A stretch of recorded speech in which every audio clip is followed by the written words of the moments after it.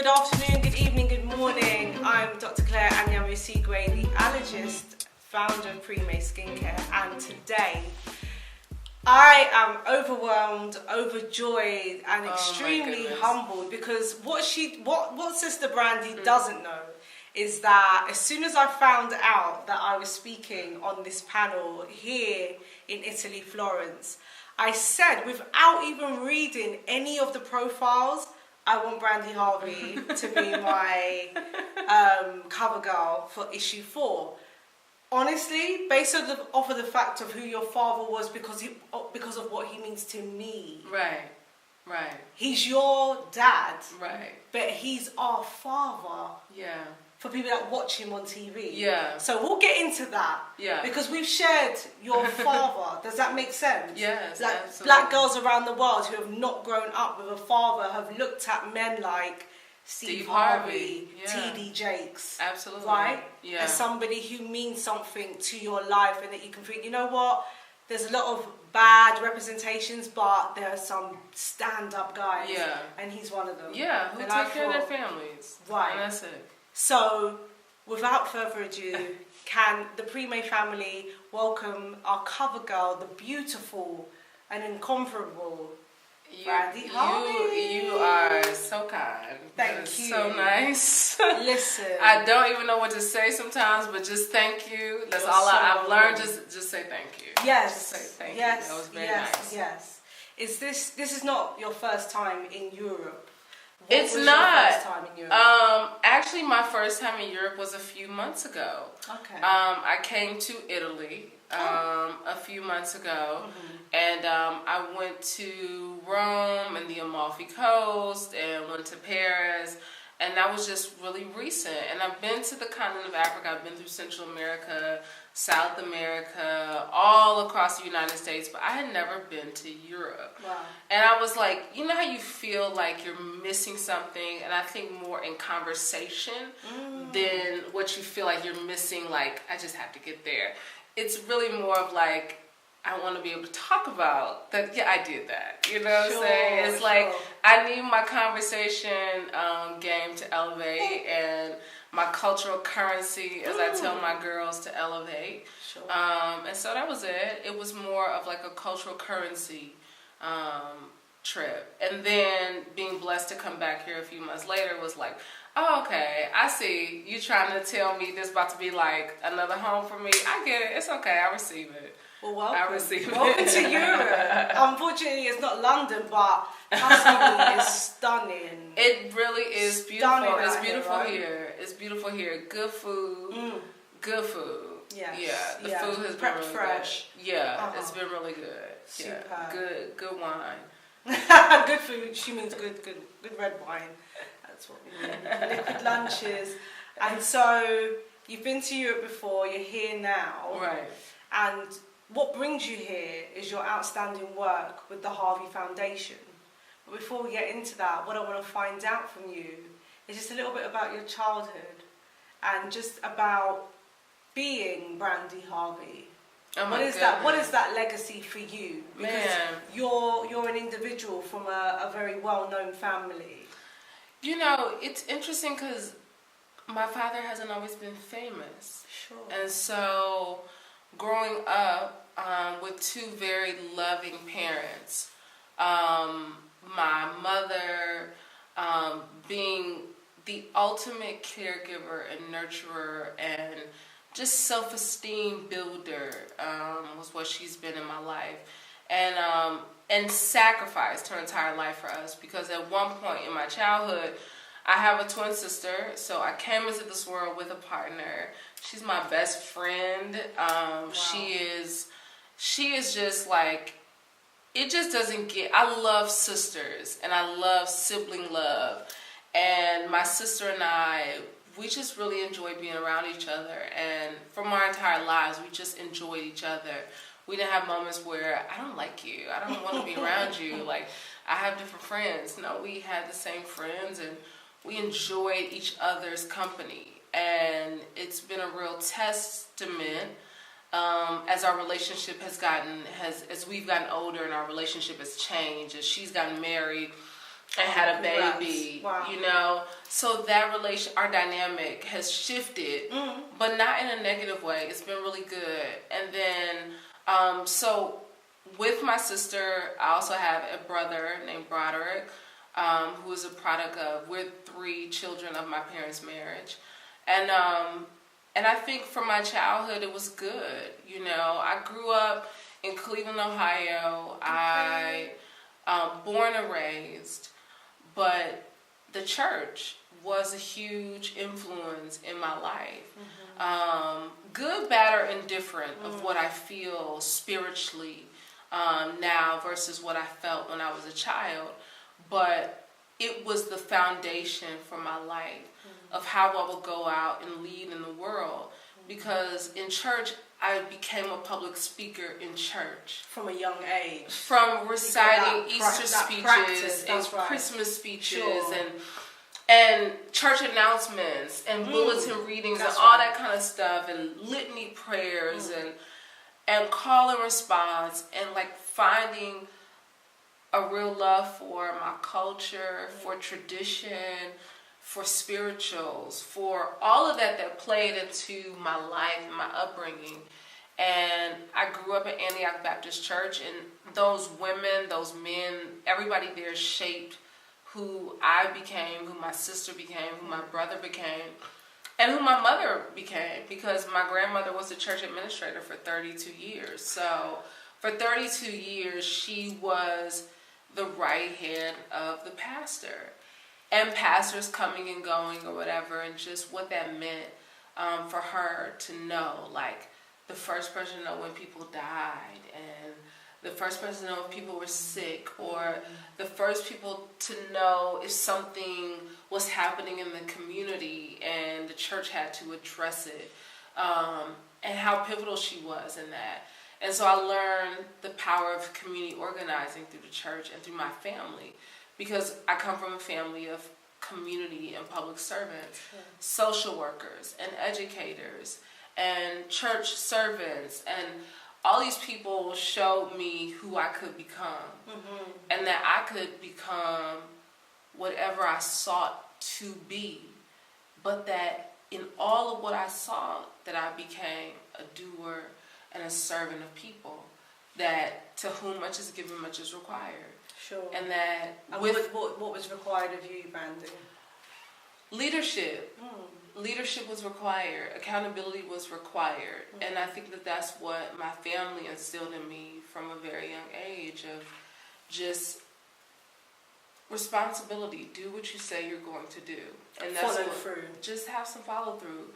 My mom would always say, your word is your bond. And my father would always say, do what you say you're going to do. Saying the same thing 2 different ways. It was not, you know, I could dance, and I always knew, I was like, girl, I can't dance. Like, you know, I feel like, you know, you can throw down. Beyonce is gonna call me one day, just like, B, I need you to come and do background. Just come through and come do background one night. I'm just saying one night only. One night only. I do background dancing for Beyonce. Wow. I would do whatever it takes to do that. I would train, work, whatever. I want to do that one night. One night. Wow. It's like when Oprah Winfrey did the Live Your Best Dreams, Your Wildest Dreams tour, the Wildest Dreams tour with Tina Turner. She got a chance to go perform with Tina Turner. I am saying this because I am speaking this into existence. Yes. I want to do it. Wow. Yeah. Beyonce. Yeah. In Cleveland, Ohio. In Cleveland, Ohio, or South Africa, it's been spoken on, so it's already in motion. Or Ghana, or Italy. London, Islington. Wonderful. So we started the Steve Harvey Foundation in 2009, and that was really just the premise of doing these mentoring camps. And it was January of 2009. It was the beginning, right at the top of the year.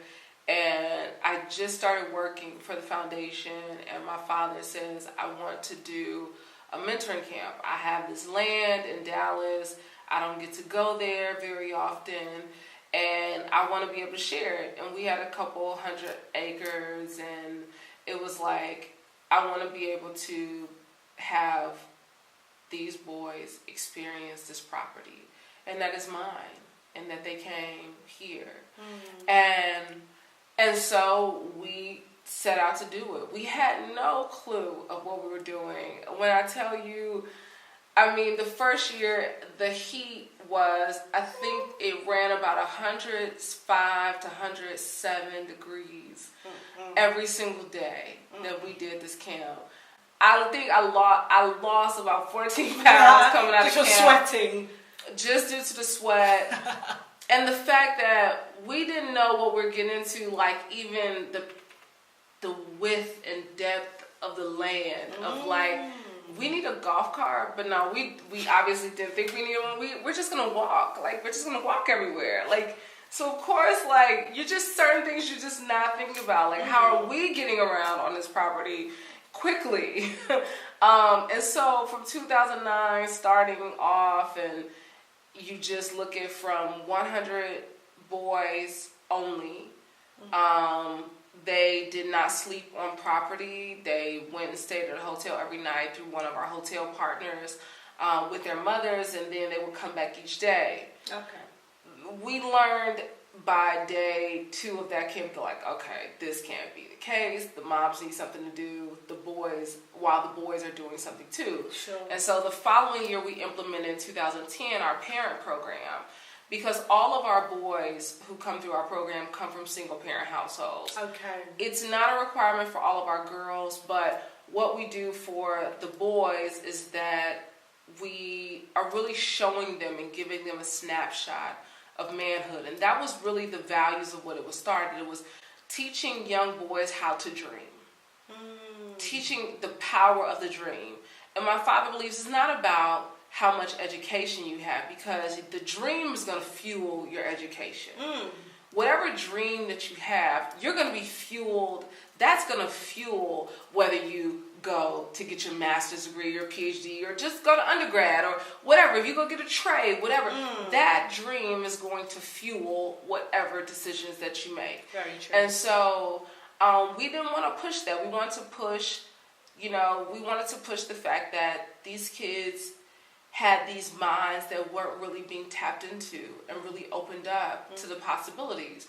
And our job was to show them the possibilities and to show them what real manhood looked like. And real manhood was taking care of your family, is providing for your family and your community, is reaching back to get and educate other people and bring them along the way. And we wanted to instill those principles of doing what you say you're going to do, being a man of your word, this accountability and discipline, and what it really requires to be successful. And so 2009 we started, 2010 implemented our parent program. And since then we've grown from not just doing one camp of 100 kids per year up to 4 camps a year, where 400 plus children are being serviced in multiple cities across the country. Wow. We've done mentoring camps in New York, in Chicago, Detroit, Los Angeles, Charlotte, New Orleans, Dallas. And so all of these touch points have given us an opportunity to spread that message. And we started off just as a Thursday through Sunday camp. Okay. But then in 2013, we moved into a 6-day, 5-night camp. My father said, we need more time. I need more time with the boys. We need more time. Okay. And so we got more time. And so that was kind of what kept us. We added more time. We added more programming for the moms. We added more program for the boys. Made it more hands-on. STEM education. We started to push this science, technology, engineering, and math programming. That's right. We started to show other career paths. Our Army partnership deepened. And that was really just to provide a sense of boys and men need structure, right? They adhere to a hierarchy, a chain of command, right? Sure. And so with the boys in bringing the Army, it was really to set just a precedence, like, we get up in the morning, you do physical training with the Army, and your whole day is regimented. Yes. And it's to show that success takes discipline. That's right. And so, how do you measure success? It sounds that you have a staff team, a family that's working, that's the foundation of this foundation, is your family values, right? So we're almost having a seat at your table because we're getting to understand a deeper aspect of your family through the way you run this organisation and through the values that you bring to the table and what the young people and their mums take home with them after they leave camp. How do you measure your KPIs or your success? What have been your sort of milestones or touch points? We always do surveys and all that kind of stuff to collect the data from our parents, whether it's their household income, all those kind of things that play into what makes programs, quote, I guess, successful. Quote, unquote. But what we found is the testimonies, we don't have to go asking for the testimonies because they just come into us. Whether it's emails, whether it's the phone calls or the text messages that say, hey, Miss Brandi, because of your program, I went on to join the United States Army. You know what? If that was what you wanted and that's what you got from this, amen, great. Like, if you are happy and your vision is being like fulfilled in your life and we kind of helped you move into a space of that, then wonderful. Those kids who, for instance, we have a young man that came through our program in 2010. His name is Jordan Rollerson. And I remember reading Jordan's application. You know, I remember seeing him on the first day of when he came to camp. And I believe it was Jordan's sophomore, junior year. But anyway, when he came to the camp, he was one of those kids who went back fueled to go to college. And he went back fueled. He applied for the Gates Millennium Scholarship. He received that scholarship. And the beauty of the Gates Millennium Scholarship is that they will pay for your college, your master's program, up into a PhD, free. And so this young man has gone on to university, UT Austin. He majored in education. He went on and got his master's. And now he's in the PhD program. He's since now working in Brooklyn on curriculum development and policy in education. And when I look at those stories, right, this is a young man who came through our program, who we had a touch point, we got to plant some seeds, and we flicked on that light switch that was there. You know what I'm saying? Like, we're not giving these kids something that isn't there. Yes. This is already innate in them. It's already there. The light is already there. We're just here to help you flick it on. Fuel, just to like, okay, you see that? That's you. That's all you. Wonderful. And I think what we're going to do right now is just take a look at Brandi's the video that really sparked so much emotion when we saw Brandi speaking today. Take a look at this. I really don't have a relationship with my dad. He left before I was even born. I don't talk to my dad. The first time I ever met my dad, it was a DNA test. When a father is missing in a boy's life, there's a hole in his soul, the shape of his father. We've been trying to get him in this mentoring camp for years, since it started. This program is about changing lives. We are in the business of changing lives, and that is what we intend to do this week. Some of you don't have no fathers. We here to fill that void. You need to talk to a man is here. My dad left me, but that ain't an excuse to fail. It's time for you to step up and pull your nuts up and let's go be successful, because I'm gonna help you. Somebody didn't teach your father how to love somebody more than he loved himself. We were building this crazy legacy of systemic fatherless children. There's been a lot of pain that we've been dealing with that's been passed down generation after generation. It's very important for you all to break the cycle. What I want most from my father, I just want him to be there and teach me how to be a man. It's one thing to be a man, but to be a father And that's a lifetime commitment. That's those things that I want. Because I've never had it. I've never had those things. You will go through so much pain, but that pain will not break you. That pain will perfect you. That pain will make you better than you've ever been before. You just got to get through the pain. Forgiving your father is not for your father. It's for you. Your mother done hurt. They cried because they brought that man into your life. I sat down with the three of them apologizing for the first time of what I brought to them and making them fatherless children. The work that we have begun is a family thing. Be committed to your family. Mr. Harvey asked him, how your relationship gonna go with your mother now that you back home? He put his head down. My baby fighting too. He fighting through some things, but at the same token, like I told him, we gonna get through this thing together. I'm thankful to God that when the Steve Harvey Foundation reached out to say, yes, we can come and get an opportunity to participate, it really has been a life changer for my family. Wherever you end up, you be the absolute best man and best leader that you can.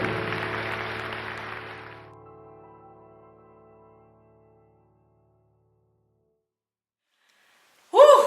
Powerful, powerful, powerful stuff. And I mean, how do you feel about the way that these boys connect, open up their hearts, their dreams, their desires? They're trusting you. Yeah. It's a very sacred and safe space for some of these young men, these young boys that are displaced in most cases, don't have that opportunity to share, but they feel that they can come to the Harvey Foundation and share that with you. How do you feel to be in that place where you can give? It's a blessing, but like heavy is the head that wears the crown. Some days it's heavy because when you are in the business of what we call changing lives, the business of changing lives and working to empower people who majority of them look like you. And we all bring our own circumstances into every situation, that our own experiences, our own stuff. And some days, as joyful as it is, and you feel like, oh my God, like you just want to high five, like, yo, we did that, like that was so, did you feel it, You had those moments when you're just like, but then you had those moments where like you are really asking God in the quiet times, in the stillness, like, really, girl? Like, what? Like, I don't know, and I need you to order my steps. Sure. And that's always my constant prayer in doing this work, is that you order my steps and make me the proper guardian of the stories of the people who we encounter. Because we are having an encounter. We're not. This is not by chance, by happenstance. We're having a divine encounter, and that part of it, the spiritual part of people coming together, seeking something. And I tell my staff this, my team this, when we are preparing, and we pray every morning, we pray every single night. And to talk about the greatness that is you, physically, I mean, we was all in awe of your two-piece that we all thought was a catsuit. And I was admiring your figure and thinking, Jays. And then I saw your vision board, and I saw in the corner a green sign that my eyes went to, which said vegan life or something. And I was like, so not only did I want her on the cover, but she is actually legitimately a cover girl. Because you're a vegan sister, you're a veganista. What's going on? I am a vegan. How did you make that journey? Wonderful journey. And it was a journey. Okay. It was a real journey. And you and I were talking before dinner, before, and we were talking about, I used to love me some lobster tails, some crab legs, child. I could not let it go. I was like, oh no, I just want to always eat this, and cheese. I want to eat cheese, and but it was wreaking havoc on my skin. Okay. And it was really hormonal breakout, just all over my face down here, and I did every extreme, right, of medicine, of dermatology. You go into the office, and of course they just, okay, we'll put you on a topical, we'll put you on a tablet, we'll put you on, something that's gonna dry you up. Some drugs, some medication. It's gonna have all these other side effects, and you get the prescription, and you read possible side effects. Stroke, liver damage. You're like, wait a minute, what am I putting in myself? Just for your skin. And I want my skin to be clear. But it's got to be a better way. And on the quest of finding a better way, it led me to becoming vegan. Wow. And it's been the best decision I've made for my life. Wow. I'm so proud. Because I feel good. Yes. And food doesn't take me down. Excellent. Yeah. And it empowers you and nourishes you, and as you're thinking about choosing your meals, because it's a choice. Yeah. And it's a decision, and actually in many cases, the world makes it so hard for us to be vegan, because meat is just everywhere, and obviously so is fish, so is dairy, and it almost becomes like, people think, what am I going to eat if I don't have meat and dairy on my plate? And you have to become very creative when you're going out for dinner, or you're cooking at home. Yeah. And your culinary skills, I feel, improve, actually. They totally do. What can I have? Yeah. So a lot of people think about food and going vegan as punishment. Like, oh God, these are all the things I can't have. Right. What can you have? Right. What can you make out of what you can have? And then you develop this real amazing relationship with food, where it's about fuel. Yes. For the internal and the Yeah, external. absolutely. It's fantastic. And so how long have you been legitimately or officially officially vegan 8 months. Okay. Legitimately, where no backsliding. Sure. Because I've gone like 3 months, and then I'm like, I want some crab legs or some sort. And then I do another 3 months, and I'm like, I just want to eat some eggs today. Sure. And then I have another, and I just went back and forth. Yes. And I made the decision after I did 32 days raw vegan, and I said, oh no, this is it for you. This is it. It's no turning back. But I started this journey about 4 years ago. So I started the journey about 4 years ago, and I've had my, relapse moments. I have had relapse moments where I haven't, but I made the decision, though, it was about 3.5, 4 years ago, that I was plant-based in my home. And so I would not bring any dairy, no meat into my house. I would just eat it sometimes when I was out traveling or I was at an event. Because I tell my clients that all the time. Try and keep the home plant-based and vegan. Yes. If you go out and there's not much on the menu and you feel like, almost like not a treat, but okay, it's a compromise, then fair enough. Exactly. But to actually be buying it at home, because you know you're going to reach for it in the fridge. Absolutely. And there's just no point of keeping food like that in the house. It's going to be that temptation that will beat you. And so I started doing that about 4 years ago. Okay. And so, but you've been consistent for 8 months. 8 months where it's I am not going back. And I made the decision, the conscious decision that this is my lifestyle now. And not I think, and I kind of crave. And once I did the 32 days raw vegan, I didn't crave it. I was like, no. And your skin improved. When my 32 days raw, it was literally light was in my face, light just. Yeah, that vegan glow. I mean, raw, when you just eat raw, oh my God, your skin just looks like. You look like you've had the best sleep ever. You just look like you're glowing all the time. Wow. And no makeup is on you. Right. You have no highlighter. Okay. No contour, no light shade. Whatsoever. Wow. What is next for Brandi, personally and professionally? What's some of the things that we can look forward to and support you with from 2017 and beyond? What do you want to achieve now? What do I want to achieve? A book for sure, and I'm saying this on tape, which is oh my God, it's way too much accountability now. Book on the horizon. Okay. A book is coming very, very soon. Great. And so 2017 is my get it done, book done. And I know it is. So that I'm excited about. Mentoring camps, excited about. We're gonna have 250 boys, 250 mothers at this camp that we have coming up in June. We have a February camp in Dallas, Texas. Our June camp is in Atlanta. We'll do a week-long summer camp for our girls in July. We'll take our girls to Peru in July. And it's just like, I think professionally, we're just on a really good track of bringing some good stuff. We have an opportunity to do a study abroad here in Italy, which I feel really good and strongly about. This year is about how many opportunities can I expose my kids to and just start getting them out there to see and experience and do and become those people that they are dreaming of becoming. Sure. Let's just start walking in the path now.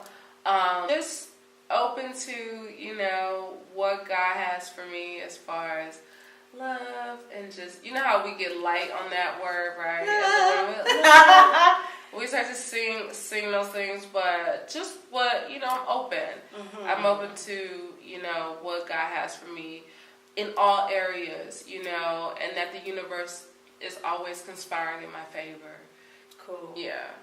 Brandi, I'm so grateful for your time. Oh, thank you for having me. Thank you so much. Thank you.